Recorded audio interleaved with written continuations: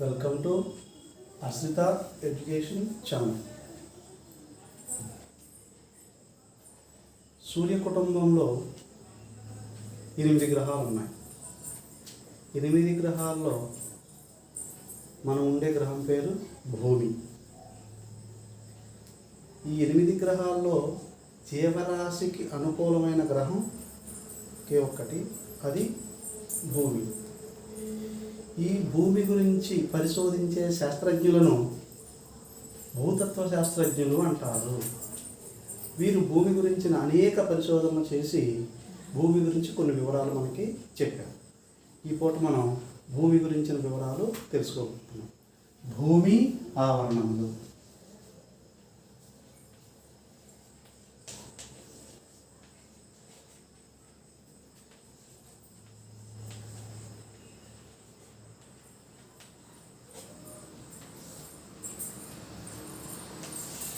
భూమి ఆవరణం.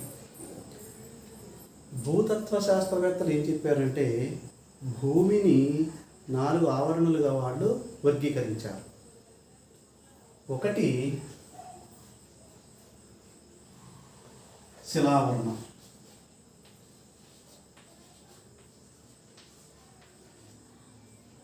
2 జలావరణం,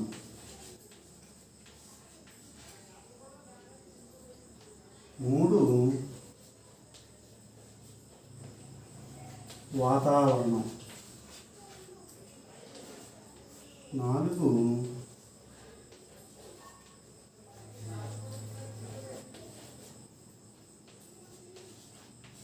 జీవావరణం. 1 శిలావరణం, 2 జలావరణం, 3 వాతావరణం, 4 జీవావరణం. శిలావరణాన్ని ఇంగ్లీష్లో లిథోస్పియర్ అంటారు. లిథోస్ అనగా గ్రీకు భాష నుంచి తీసుకున్న లిథో నుండి వచ్చింది. గ్రీకు భాషలో లిథోస్ అంటే రాయి అని అర్థము. రాయి అని అర్థం. స్పెయిరా అనగా గోళము లేదా బంతి. అంటే శిలావరణము. శిలావరణంలో ఏముంటాయి? ఎక్కువ రాళ్ళు, రప్పలు మొదలైనవన్నీ ఉంటాయి. అందుకే రాళ్ళ గురించి అంటే టోటల్గా భూమి గురించి చెప్తున్నాం అన్నమాట. మనం సింపుల్గా చెప్పాలంటే భూగోళంపై 71% నీరు ఉంటుంది, 29% భూమి ఉంటుంది. అంటే ఈ 71% నీరు కాక మిగిలిందంతా కూడా భూమి. ఈ భూమిని మనం లిథోస్పియర్ అని అంటాము. లిథోస్పియర్ అంటే రాళ్ళు, ఇతరాలు మొత్తం అన్నీ కలిపి దీన్ని శిలావరణం, లిథోస్పియర్ అంటారు.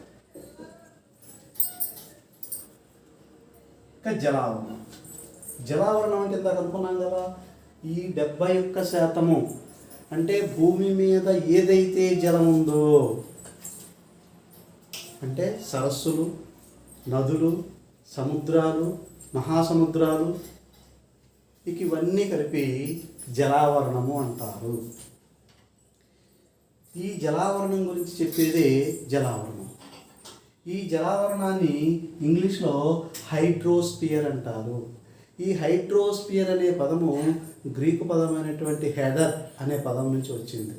స్పియర్ అంటే ఇందాక అనుకున్నాం కదా గోళము అని, అది హైడ్రోస్పియర్ అంటే నీటికి సంబంధించిన, ఇందాక చెప్పుకున్నాం కదా, సరస్సులు, నదులు, సముద్రాలు, మహాసముద్రాలు, భూమి మీద ఏవైతే నీటితో నిండిన జలాశయాలు ఉన్నాయో వాటి మొత్తం గురించి చెప్పేది జలావరణం.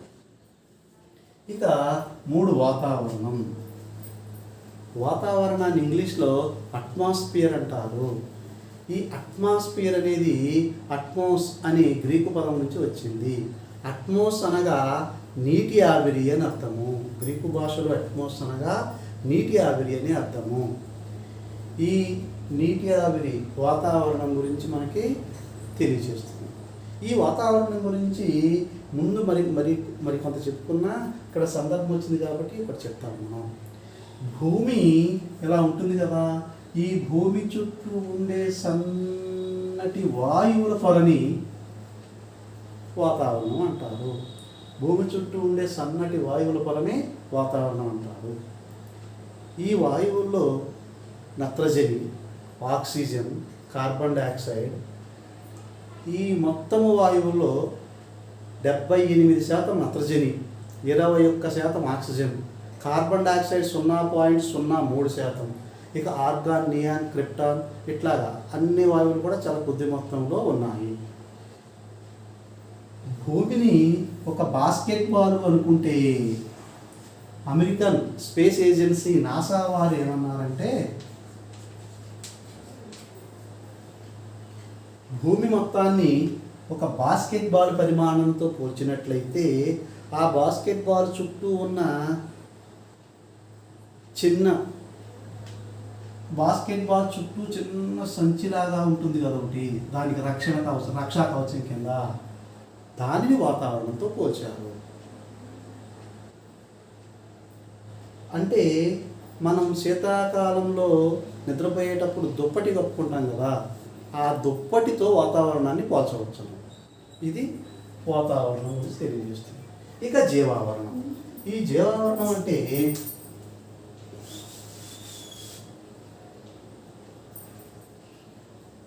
జీవులు అంటే చెట్లు కానివ్వండి, మనుషులు కానివ్వండి, జంతువులు కానివ్వండి, కీటకాలు, వైరస్లు, బ్యాక్టీరియా, ఏదైనా సరే జీవం ఉన్నవన్నీ కూడా జీవావరణం కిందకి వస్తాయి.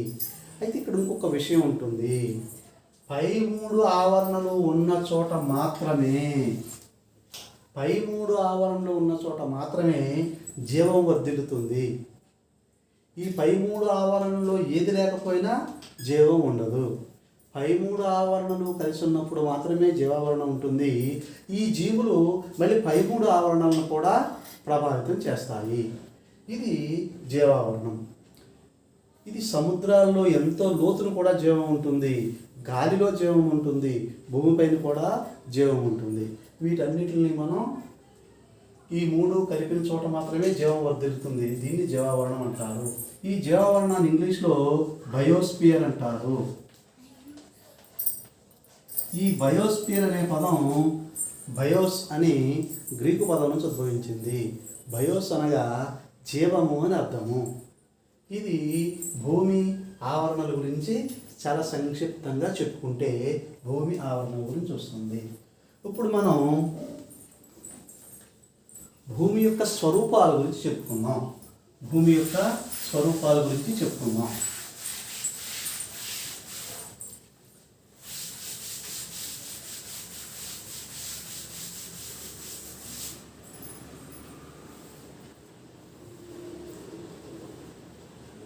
భూతత్వ శాస్త్రజ్ఞులు భూమిపై 4 ఆవరణలు ఉన్నాయని ఎట్లాగైతే చెప్పుకున్నారో, అట్లాగే భూమి యొక్క స్వరూపాలను కూడా వాళ్ళు గమనించి మనకి చెప్పడం జరిగింది. ఒకటి ప్రథమ శ్రేణి భూస్వరూపాలు.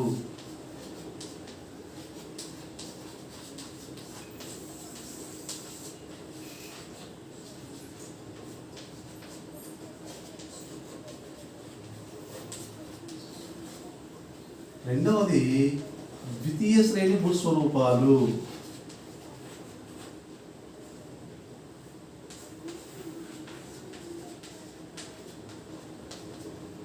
మూడవది తృతీయ శ్రేణి భూస్వరూపాలు.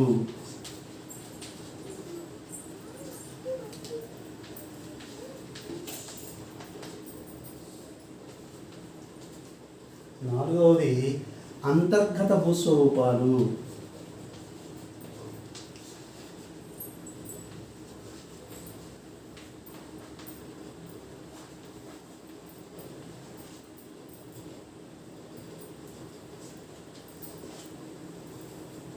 ఐదవది బయటకు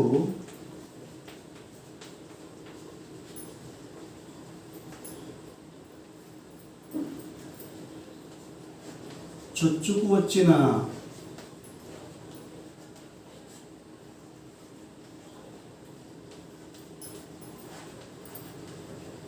భూస్వరూపాలు. ఆరవది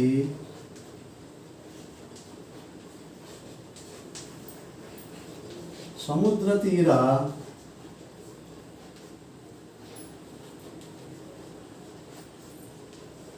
భూస్వరూపాలు. ఇంకా మన మన టెక్స్ట్ బుక్లో మన పాఠంలో ఇచ్చినవి ఇవి: ప్రథమ శ్రేణి భూస్వరూపాలు, ద్వితీయ శ్రేణి భూస్వరూపాలు, తృతీయ శ్రేణి భూస్వరూపాలు, అంతర్గత భూస్వరూపాలు, బయటకు చుచ్చుకు వచ్చిన భూస్వరూపాలు, సముద్ర తీర భూస్వరూపాలు. ప్రథమ శ్రేణి భూస్వరూపాలంటే భూమి పై ప్రాథమికంగా ఏర్పడిన వాటిని ప్రథమ శ్రేణి భూస్వరూపాలు అంటారు. అంటే ప్రాథమికంగా ఏర్పడినవి అంటే భూమిపై ప్రాథమికంగా ఏర్పడినవి ఏంటి? ఖండచలన సిద్ధాంతం గుర్తు చేసుకోండి. మొత్తం అంతా ఒకేప్పుడు ఏకఖండంగా ఉండేదని, తర్వాత అనేక ఖండాలుగా విభజించగలిగిందని, మిగిలినంతా సముద్రం. అంటే భూమి మీద సింపుల్గా చెప్పాలంటే సముద్రము, మహాసముద్రాలు, ఖండాలు. అంటే మహాసముద్రాలు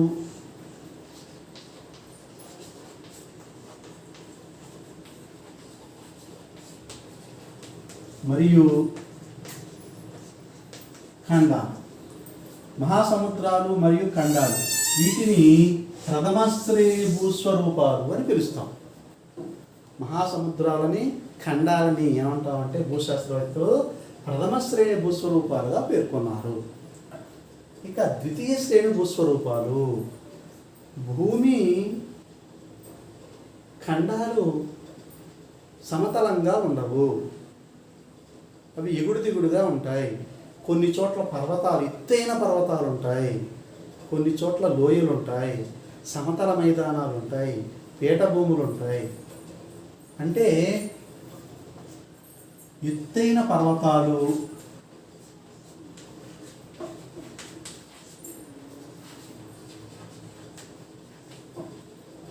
మైదానాలు, పీఠభూములు,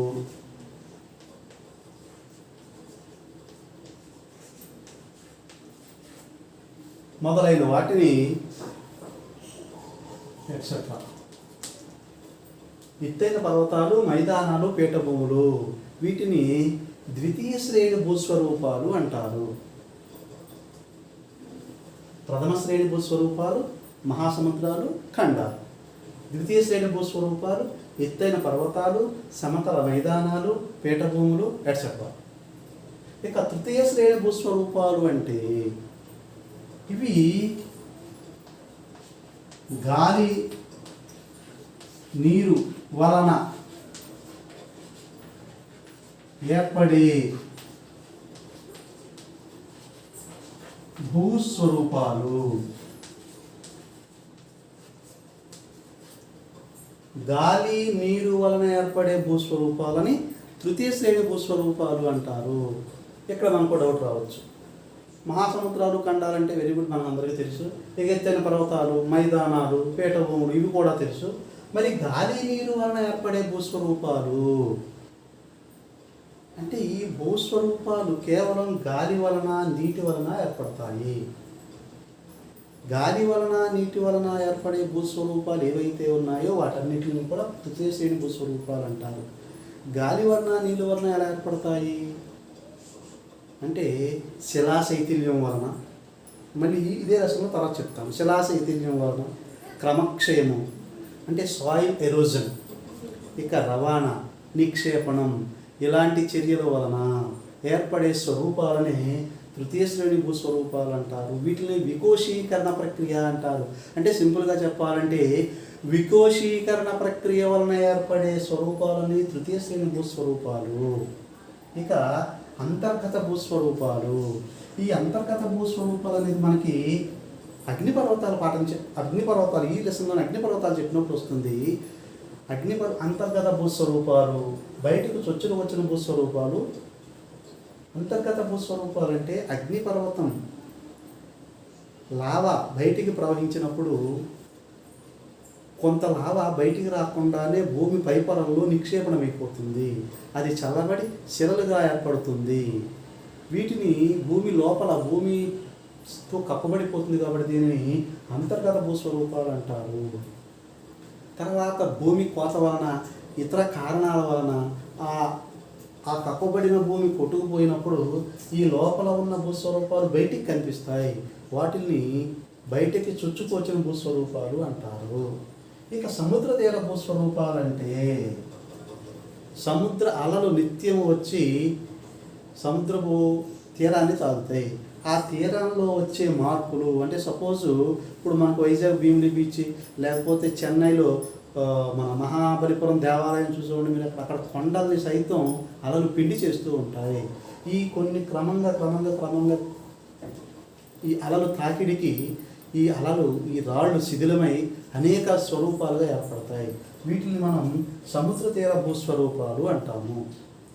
అంటే భూస్వరూపాలు ప్రథమ శ్రేణి భూస్వరూపాలు, ద్వితీయ శ్రేణి భూస్వరూపాలు, తృతీయ శ్రేణి భూస్వరూపాలు, అంతర్గత భూస్వరూపాలు, బయటకు చొచ్చుకొచ్చిన భూస్వరూపాలు, సముద్ర తీర భూస్వరూపాలు. ఇవి 6 రకాలు. ఇకపోతే ఫలక చలనాలు.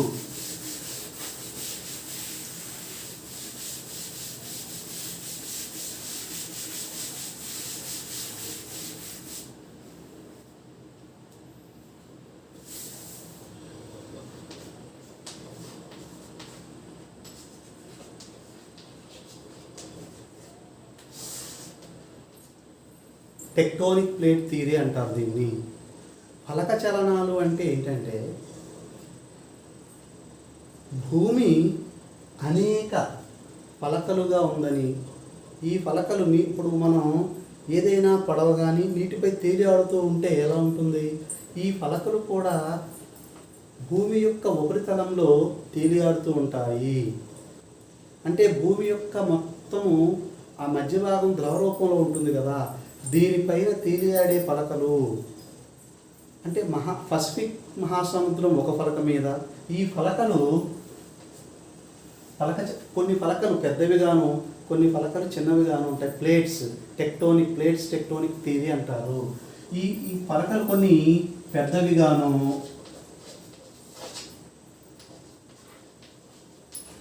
కొన్ని చిన్నవిగాను ఉంటాయి. పెద్ద పలకలకి ఉదాహరణ పసిఫిక్ పలకలు, దక్షిణ అమెరికా పలకలు,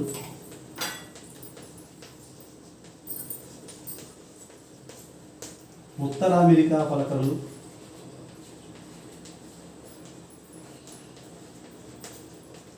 యురేషియా, ఇండో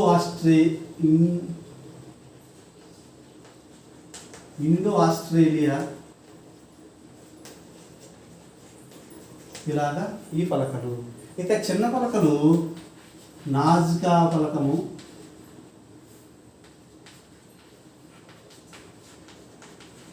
మరియు అరేబియా పలకము,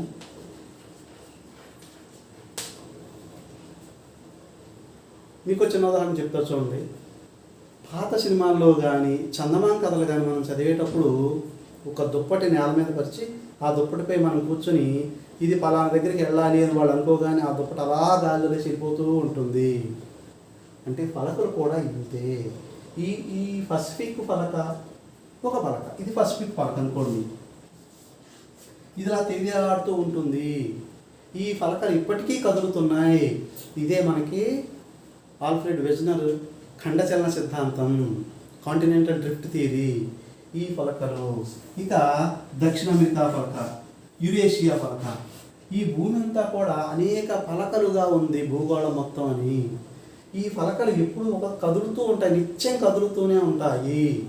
నిత్యం కదులుతూ ఉన్నప్పుడు ఒక్కొక్కసారి ఈ పలకలు ఇలా దగ్గరికి వచ్చినాయి అనుకోండి, ఒకదానికొకటి ఒక పలకం మరొక పలకంపై ఒత్తిడిని కలుగజేస్తుంది.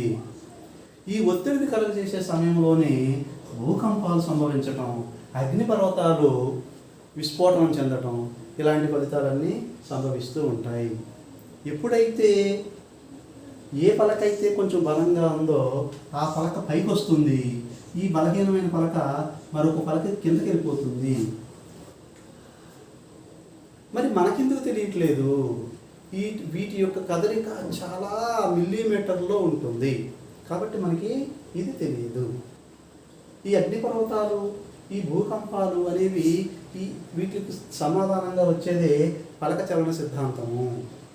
యురేషియా అంటే ఆసియాలో సగభాగము, ఐరోపా కూడా ఒక పలక మీద ఉంటుందని, ఇండియా నుంచి ఆస్ట్రేలియా వరకు ఉన్న భాగం అంతా ఒక పలక మీద ఉంటుంది, పసిఫిక్ మహాసముద్రం ఒక పలక మీద ఉంటుంది. ఇలాగా ఈ పలక చలన సిద్ధాంతం గురించి మనకి వివరంగా చెప్తుంది. ఇక నెక్స్ట్ అగ్నిపర్వతాలు. ఇప్పుడే కదా చెప్తున్నాం. ఈ అగ్నిపర్వతాలు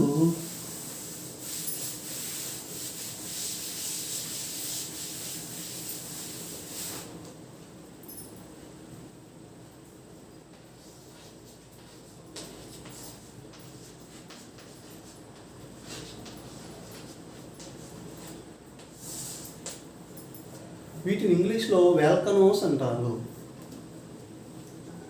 ఈ అగ్నిపర్వతాలు భూగోళం ఇలా ఉంటుంది. ఈ పై పొర భూపటలం, ఈ రెండవ పొర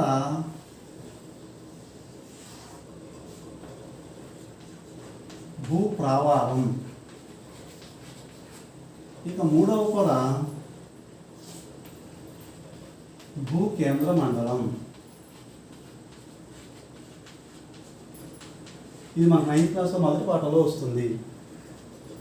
అయితే ఈ భూపటలం నుంచి భూకేంద్ర మండలం వరకు వెళ్ళేటప్పటికి ఉష్ణోగ్రత పెరుగుతూ ఉంటుంది.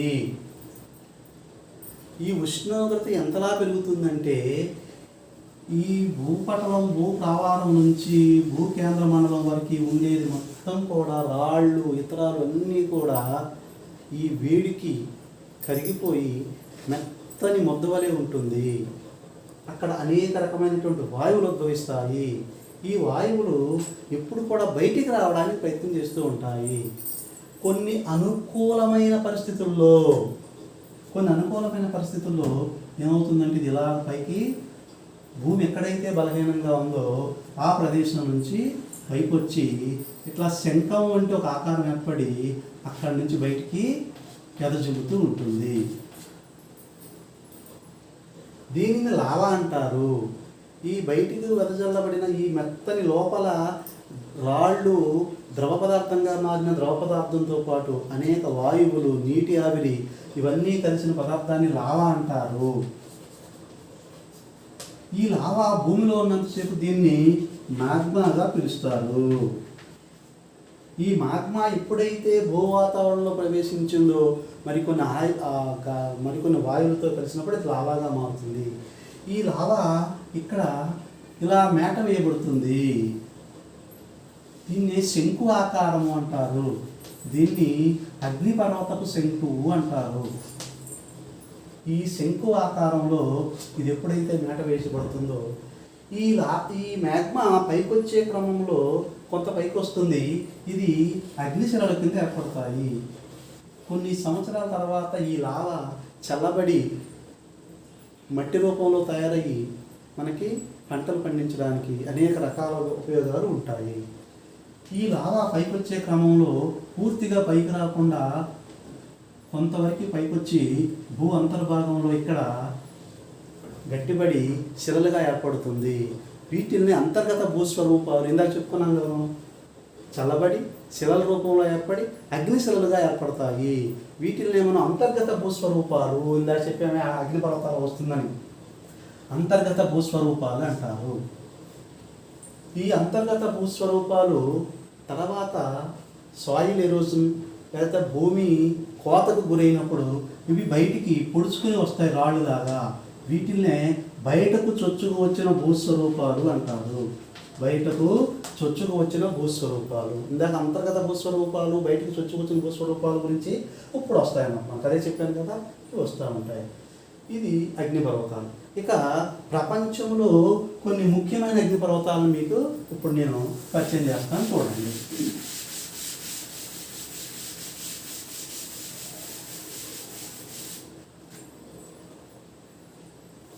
ఒకటి స్ట్రంబోలి అగ్నిపర్వతం.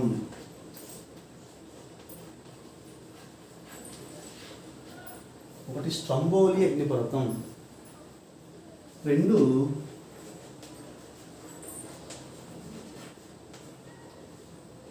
మౌంట్ పీలే అగ్నిపర్వతం,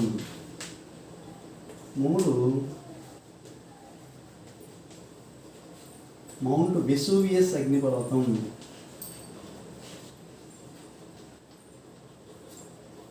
4 ఫ్యూజియామా అగ్నిపర్వతం,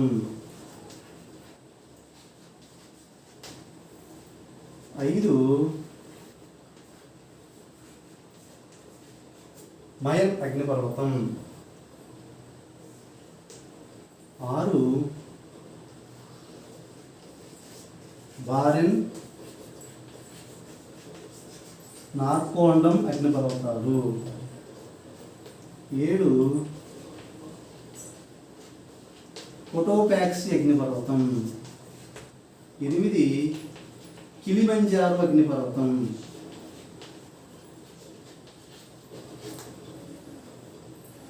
ఈ స్ట్రంబోలి అగ్నిపర్వతం ఎక్కడుందా అంటే మధ్యధరా సముద్రంలో ఉంది. ఇటలీకి దగ్గరలో ఉన్న సిసిలీ ద్వీపంలో ఉంది. ఈ సిసిలీ ద్వీపం కూడా ఇటలీలో ఒక భాగమే. ఈ సిసిలీ ద్వీపంలో ఉంది స్ట్రంబోలి అగ్నిపర్వతం. ప్రస్తుతం భూప్రపంచం మీద ఉన్న క్రియాశీల అగ్నిపర్వతాలు 2 రకాలు. ఒకటి క్రియాశీల అగ్నిపర్వతం, 2 నిద్రాణ అగ్నిపర్వతం. క్రియాశీల అగ్నిపర్వతం అంటే అది ఎప్పుడు పేరుతుందో తెలియని పరిస్థితుల్లో దాని నుంచి ఎప్పుడు కూడా అంటే క్రియాశీలకంగా ఉండి ఎప్పుడు పొగలో మంటలో వెదజల్లుతూనే ఉంటాయి. అది ఎప్పుడైనా విస్ఫోటనం చెందవచ్చు. ఇక నిద్రాణ అగ్నిపర్వతం అంటే అది ఎప్పుడో గతంలో పూర్వకాలంలో విస్ఫోటనం చెంది మళ్ళీ ఎప్పుడు విస్ఫోటనం చెందుతుందో తెలియదు. దాన్ని నిద్రాణ అగ్నిపర్వతం అంటారు. అంటే ప్రపంచంలో ఉన్న అతి చురుకైన లేదా క్రియాశీల అగ్నిపర్వతాల్లో ఈ స్ట్రంబోలి అగ్నిపర్వతం ఒకటి. దీనిని ఏమంటారంటే లైట్ హౌస్ ఆఫ్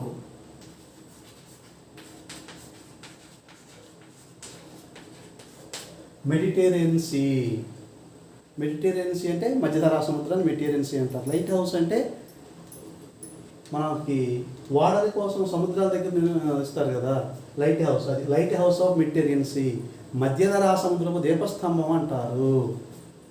ఇక మౌంట్ పీలే వెస్టిండీస్లో ఉంది. వెస్టిండీస్ దేశంలో ఉంది. మౌంట్ వెసూవియస్ ఇటలీ దేశంలో ఉంది. ఇటలీ దేశంలో ఉంది. ఇక ఫ్యూజియామా జపాన్ దేశంలో ఉంది. ఇక మయన్ ఫిలిప్పైన్ దేశంలో ఉంది.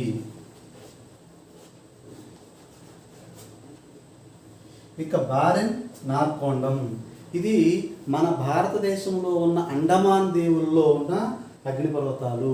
బారెన్ నార్కోండం ఈ 2 కూడా మన భారతదేశంలో ఉండే అగ్నిపర్వతాలు. ఒకటి నిద్రాణ అగ్నిపర్వతము, 2వది క్రియాశీల అగ్నిపర్వతము. ఇక కోటోపాక్సి ఈక్వెడార్లో ఉంది. ఈక్వెడార్ దేశంలో ఉంది. ఇక కిలిమంజారో టాంజానియా దేశంలో ఉంది.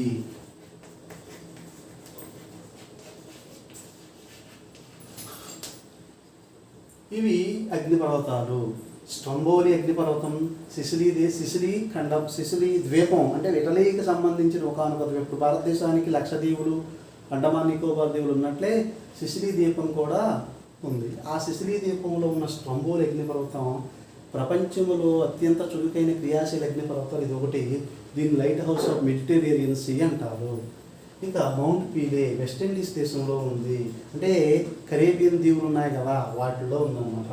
మౌంట్ వెసూవియస్ ఇది ఇటలీ దేశంలో ఉంది. ఫ్యూజియామా పేరులో తెలిసిపోతుంది మనకి జపాన్ దేశంలో ఉంది. మయన్ ఫిలిప్పైన్స్ దేశంలో ఉంది. బారెన్ నార్కోండం భారతదేశంలో ఉన్నాయి. కోటాపాక్సి ఈక్వెడార్ అంటే ఆఫ్రికా ఖండంలో భూమధ్య రేఖకు దగ్గరలో ఉంటుంది. ఈక్వటోరియల్ అది ఈక్వెడార్ అక్కడ ఉంది. కిలిమంజారో ఇది కూడా ఆఫ్రికా దేశంలోనే టాంజానియా దేశంలో ఉంది.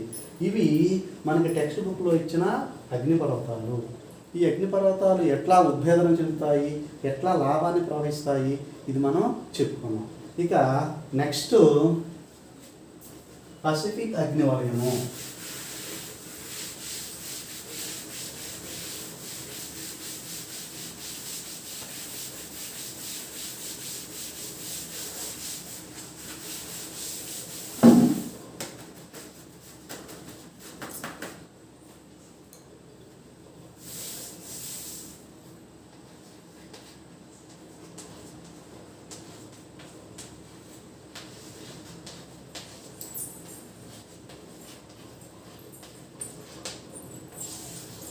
పసిఫిక్ అగ్నివలయము అంటే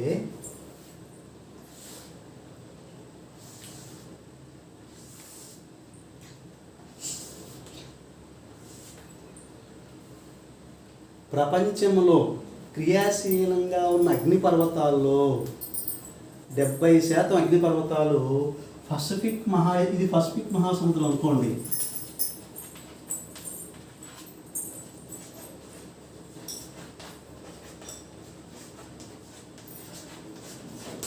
ఈ పసిఫిక్ మహాసముద్రపు అంచుల్లోనే ఉన్నాయి. ఇలా ఉండడానికి కారణం ఏంటి? అక్కడే ఎందుకు ఉన్నాయి? దీనికి సమాధానం పసిఫిక్ ఫలక చలనాల చెప్తుంది. ఫలక చలనాల సిద్ధాంతం మనకు చెప్తుంది.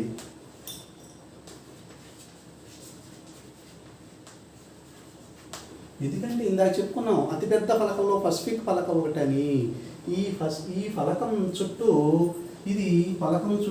కూడా ఫలక చలనాల అంచులు ఉన్నాయని, ఇది వేరే ఫలకలతోటి ఢీకొన్నప్పుడు ఆ ఒత్తిడికి అగ్నిపర్వతాలు, భూకంపాలు అధికంగా సంభవిస్తాయని. అంటే ప్రపంచంలో ఉన్న క్రియాశీల అగ్నిపర్వతాల్లో సుమారు 70% అగ్నిపర్వతాలు ఈ పసిఫిక్ అంచు తీరంలోనే ఉన్నాయి. అందుకే దీన్ని పసిఫిక్ అగ్నివలయము అంటారు. పసిఫిక్ అగ్నివలయం అనడానికి కారణం ఇదే. దీనికి ప్లేట్ టెక్టోనిక్ థియరీ మనకి సమాధానం చెప్తుంది. ఈ ఉద్భేదనం చెందే అగ్నిపర్వతాలు పసిఫిక్ మహాసముద్రం చుట్టూ ఉన్నాయి.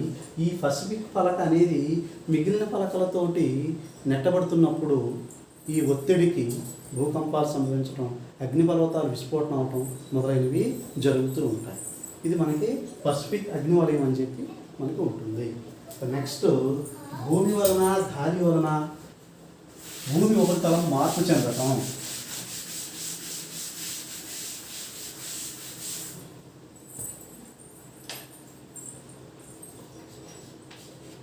గాలి, నీరు వలన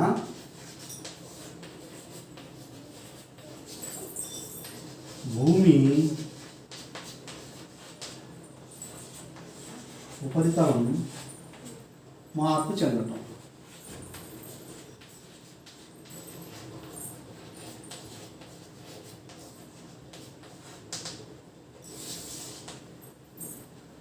అంటే భూమి యొక్క ఉపరితలం గాలి వలన కానివ్వండి, నీరు వలన కానివ్వండి మార్పులు చెందడాన్ని భూమి నీరు వలన భూమి ఉపరితలం మార్పు చెందటం అనేది సబ్ టాపిక్గా వస్తుంది. ఇందులో మనం ఇందాక చెప్పుకున్నామే శిలాశైథిల్యం.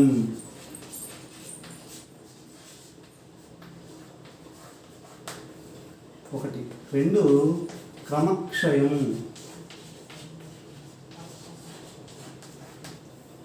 3 రవాణా.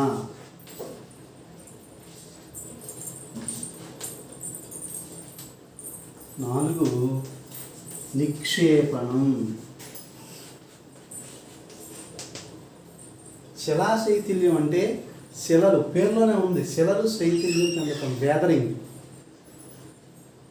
అంటే ఏదైనా ఒక వస్తువు వేడి చెందినప్పుడు వ్యాకోచిస్తుంది, చల్లబడితే సంకోచిస్తుంది.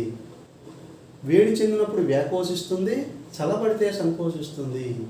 అంటే రాళ్ళు ఉదయం నుంచి సాయంత్రం వరకు సూర్యుని యొక్క ఉష్ణోగ్రతకు వేడెక్కి బాగా వ్యాకోచిస్తాయి.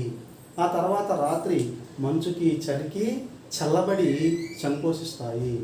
ఇట్లా ఇది నిరంతరం కొన్ని వందల వేల సంవత్సరాల పాటు జరుగుతూ ఉంటుంది.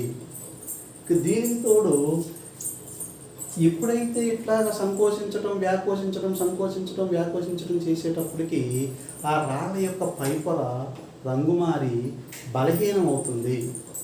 ఈ బలహీనమయ్యే ప్రక్రియలో నీరు కూడా, అంటే వర్షం వలన కానీ లేదా అవపాతం వలన అనేక రకాల వలన నీరు చేరి ఆ రాళ్లలో ఉన్న రసాయనాలతో చర్య చెందినప్పుడు ఇవి పగిలిపోయి శిలలు చిన్న ముక్కలుగా మారుతుంది. దీన్ని శిలాశైథిల్యం అంటారు, వేదరింగ్ అంటారు. ఇక క్రమక్షయము అంటే భూమి నీటి వలన భూమి యొక్క పైపొర కొట్టుకుపోవడాన్ని క్రమక్షయము అంటారు. మీకు ఉదాహరణకు అర్థం కావాలంటే ఎక్కడన్నా ఒక మోటార్ ఇంజిన్ నీళ్లు తోడుతుంది అనుకోండి, ఈ ఈ ఇంజిన్ స్పీడ్గా పడే కింద భూమి ఎక్కడ పడుతుంది అక్కడ ఉన్న మట్టి పైపొర కొట్టుకుపోతుంది. అంటే ఈ వర్షాలకి భూమి యొక్క పైపొర కొట్టుకుని పోవడాన్ని క్రమక్షయము అంటారు. ఇక రవాణా అంటే శిలాశైత్యం వలన విచ్ఛిన్నమైనవి కానీ క్రమక్షయం కొట్టుకుపోవడం వలన పైపొర కొట్టుకుపోవడం ఈ విచ్ఛిన్నమైనవన్నీ కూడా నీటి చేత గాలి చేత ఒక ప్రదేశం నుంచి మరొక ప్రదేశానికి రవాణా చేయబడతాయి. అంటే సపోజు నది పైనుంచి ఇలా కింద పడుతూ ఉంటుంది, కింద పడిన క్రమంలో ఏమవుతుంది, కింద ఉన్న రాళ్ళు కానీ మట్టి కానీ కొట్టుకుపోతుంది, అక్కడే ఉంటుంది, అక్కడి నుంచి కొట్టుకుపోయి ఎక్కడ పడుతుంది అనేది తర్వాత నిక్షేపణంలో వస్తుంది.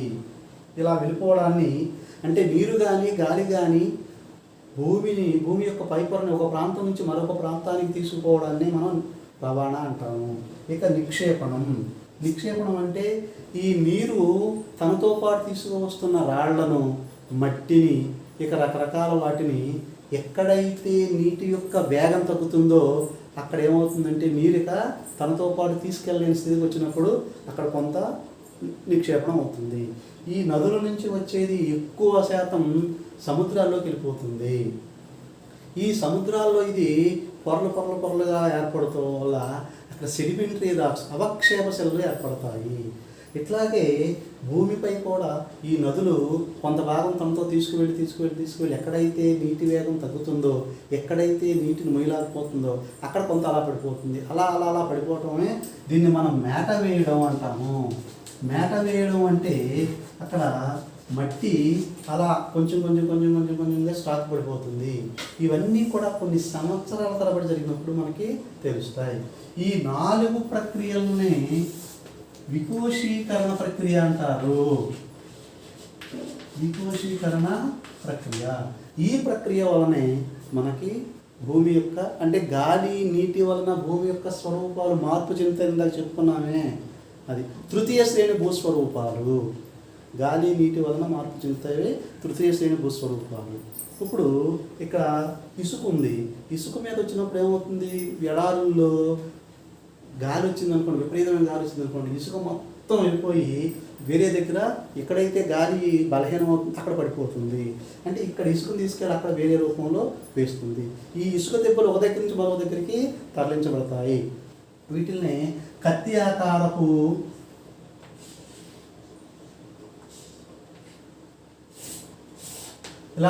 ఆకారపు నేలల్ని సైఫ్లు అని మనం పిలిచేవాళ్ళం. గుర్తుందా మనకి పాత పాఠాల్లో వచ్చినవి?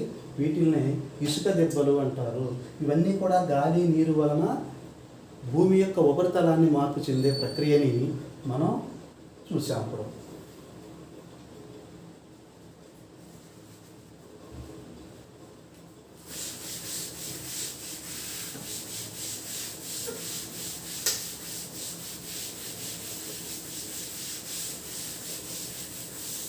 ఇక నదులు.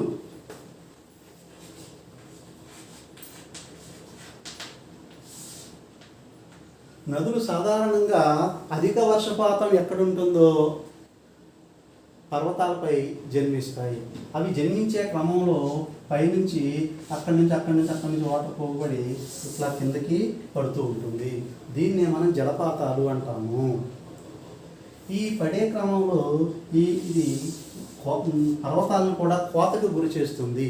ఈ కోతకు గురి చేసి ఇక్కడ వి ఆకారపు లోయలను ఏర్పాటు చేస్తుంది. వి ఆకారపు లోయలని.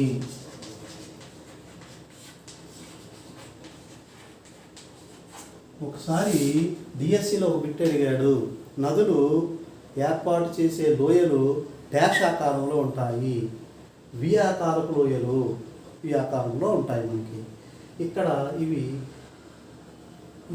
ఇలా పైనుంచి జాలువారే నీటికి చాలా శక్తి ఉంటుంది. ఇక్కడ బండరాళ్ళను సైతం తనతో పాటు తీసుకువెళ్ళేంత కెపాసిటీ వీటికి ఉంటుంది. ఇక హిమానీ నదాలు ఉంటాయి. హిమానీ నదాలు అంటే గమనించండి, ఇది వి ఆకారపు లోయ, వి ఆకారపు లోయలు ఏర్పాటు అవుతాయి. హిమానీ నదాలు ఎత్తైన పర్వతాల మీద ఉష్ణోగ్రతలు చాలా తక్కువ ఉంటాయి, ఒక్కొక్కసారి మైనస్లో కూడా ఉంటాయి. ఎత్తైన పర్వతాల మీద ఏమవుతుందంటే ఇప్పుడు మనకి భూమి మీద వర్షం పడినట్లుగా అక్కడ మంచు కురుస్తుంది. ప్రతిరోజు మంచు కురవటం వల్ల ఆ మంచు ముందు ఇలా పడుతుంది, ఇలా పడుతుంది, ఇలా పడుతుంది, ఇలా ఇలా ఇలా అయ్యేసరికి ఈ మంచు ఎక్కువ ఈ కిందకి అలా అలా దొర్లిపోతూ ఉంటుంది. ఈ దొర్లిపోతే ఎక్కడ వరకు వస్తుంది? ఇది ఇలా ప్రవహిస్తూ ప్రవహిస్తూ ప్రవహిస్తూ ఉంటుంది. ఎక్కడైతే ఉష్ణ ప్రదేశం తగులుతుందో,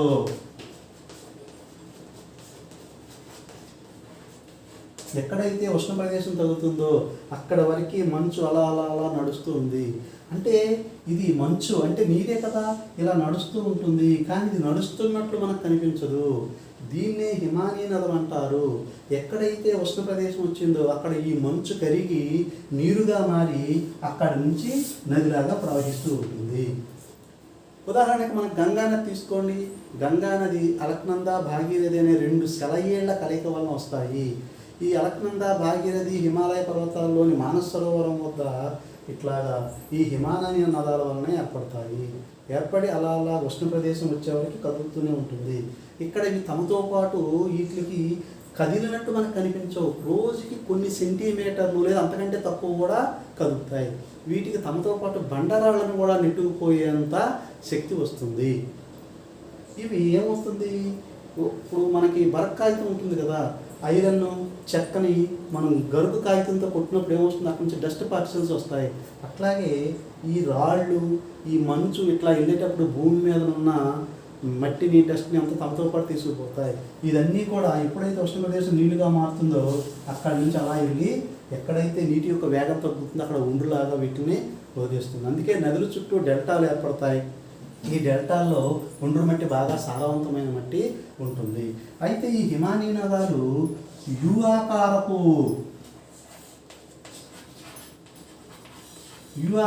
లోయలను ఏర్పాటు చేస్తాయి. యు ఆకారపు లోయలను ఏర్పాటు చేస్తాయి. గమనించండి మిత్రులారా, నదులు వి ఆకారపు లోయలను ఏర్పాటు చేస్తాయి, కానీ హిమానీ నదాలు యు ఆకారపు లోయలను ఏర్పాటు చేస్తాయి. ఈ జలపాతాలు ప్రపంచంలో అత్యంత ఎత్తైన జలపాతము ఏంజెల్ జలపాతము. ప్రపంచంలో అత్యంత ఎత్తైన జలపాతము ఏంజెల్ జలపాతము. ఇది వెనుజులా దేశంలోని చురున్ నదిపై ఉంది. వెనుజులా దేశంలోని చురున్, దీని ఎత్తు 979 మీటర్లు. ప్రపంచంలో ఎత్తైన జలపాతం వెనిజులా దేశంలో చురున్ నదిపై ఉంది. దీని ఎత్తు 979 మీటర్లు. ఇక రెండో జలపాతం ఏంటంటే టుగెలా జలపాతము. ఇది దక్షిణాఫ్రికా దేశంలోని టుగెలా అనే నదిపై ఏర్పాటు చేయబడింది. దీని ఎత్తు 949 మీటర్లు. ఇక మన దేశానికి వస్తే జోగ్ జలపాతము.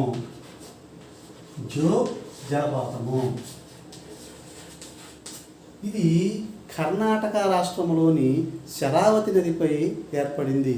దీని ఎత్తు 253 మీటర్లు. ఇది ఈ జలపాతాల గురించి ఉందన్నమాట. ఇక సముద్ర తీర భూస్వరూపాలు అనుకున్నాం కదా.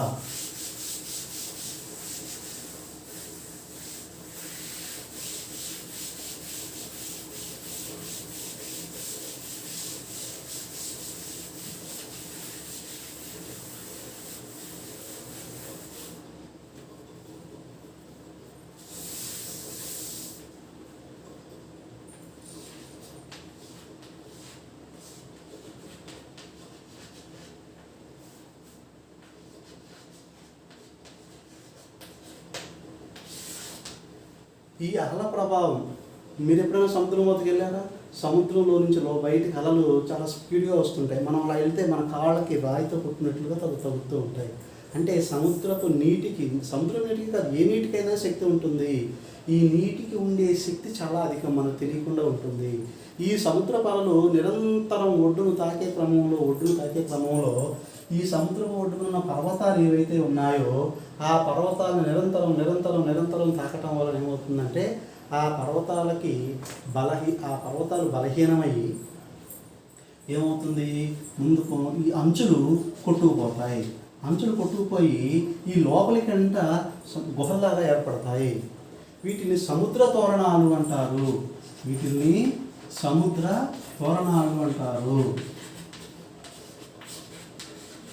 ఆ తర్వాత ఇంకా కొన్నాళ్ళకి ఇంకా అలలు తాగిడి వచ్చినప్పుడు ఈ చుట్టూ గుహంతా కూలుకుపోయి స్టాక్స్ అంటే పేర్పుడు స్తంభాలు ఉంటాయి. సముద్రంలో నిటారుగా ఉన్న స్తంభాలని సముద్ర భృగువు అంటారు.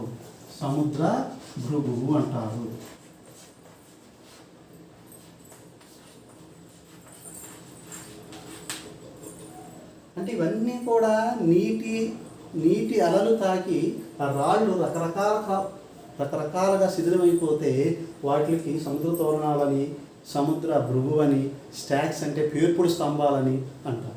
ఇక గాలి వలన కొట్టుకుపోయే వాటిని పుట్టగొడుగు రాయి ఆకారం. అంటే కొన్ని రాళ్ళు ఏమవుతాయంటే ఇదంతా రాయి అనుకోండి, ఈ గాలికి ఇది శిథిలమై ఎలా అవుతుందంటే ఇలా ఉండేసరికి పుట్టగొడుగు రాయి అంటారు.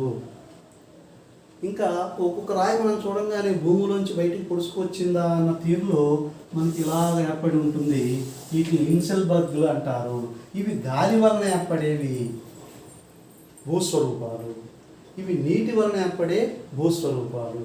ఇంకా మనకి వీటిల్లో అగ్రము, అకాతము అని కూడా ఉన్నాయి.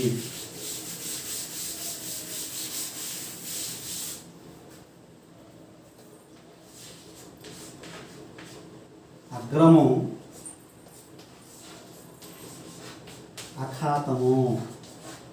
అగ్రానికి అఖాతానికి తేడా ఏంటంటే సముద్రం లోపలికి చొచ్చుకుపోయిన భూభాగాన్ని అగ్రము అంటారు. భూమి లోపలికి చొచ్చుకుపోయిన సముద్ర భాగాన్ని అఖాతము అంటారు. మీకు అర్థం కావడానికి ఉదాహరణ చెప్తా చూడండి. భారతదేశం ఉంది కదా,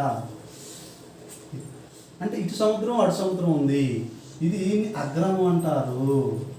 కన్యాకుమారి అగ్రం అనడానికి కారణం ఇది. అంటే ఇది సముద్రం లోపలికి చొచ్చుకొచ్చిన భూస్వరూపాన్ని అగ్రము అంటారు. ఇక అఖాతము చూసారా, మన భారతదేశం ఎలా ఉంది,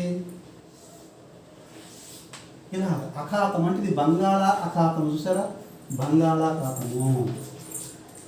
యాక్చువల్గా ఇలా ఉండేది అనుకుంటూ అప్పుడు భూమి, సముద్రం ఇలా కొట్టుకుంటా ఇలా ఏమవుతుందంటే చివరికి ఇదంతా కూడా సముద్రంలో కలిసిపోయింది.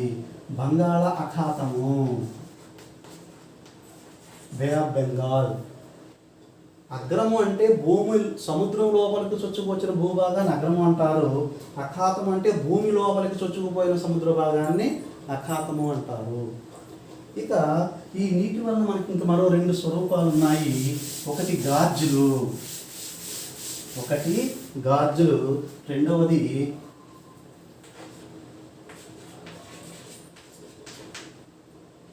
అగాధదరి.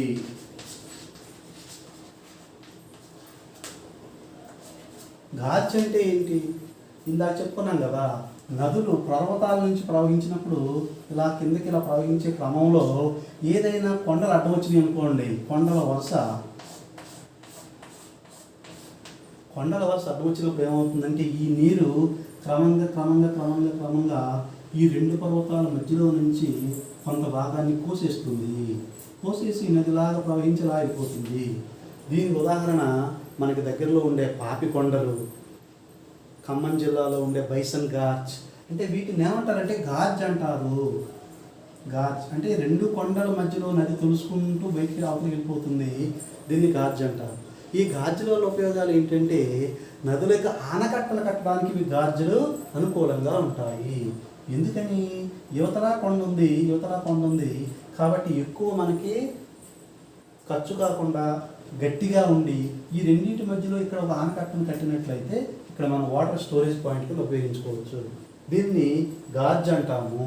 చూడండి, చైనాలో అతి పెద్ద 3 గోర్జెస్ డ్యామ్ కట్టారే అలాగా.